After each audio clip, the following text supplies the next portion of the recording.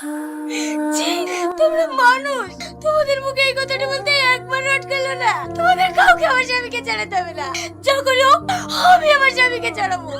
কিন্তু তোমরা একটা কথা মাথায় রেখো, তোমাদের এই জেদ আর এই আত্মহকারী তোমাদের একদিন শেষ করবে।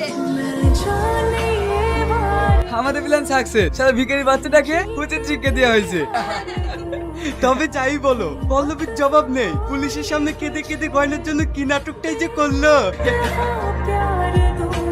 স্যার, বিয়ে বাড়ি গয়না জামাই চুরি করেনি, হ্যাঁ আমি চুরি করেছি। কি? হ্যাঁ স্যার, জামাই দিত, ওকে ছেড়ে দে, আমি নিজে সারেন্ডার করছি। যতীন কাকা, কনস্টেবল, একে লকআপে ঢোকাও আর ওকে ছেড়ে দাও। মিথ্যে কথা বলো না কাকা, আমাদের বাড়িতে তুমি 20 বছর ধরে কাজ করছো, আজ পর্যন্ত একটা টাকা এদিক ওদিক হয়নি। আর তুমি গহনা চুরি করেছো, এটা আমাকে বিশ্বাস করতে হবে। যেভাবেই হোক আমি আপনাকে খুব তাড়াতাড়ি ছাড়াবো।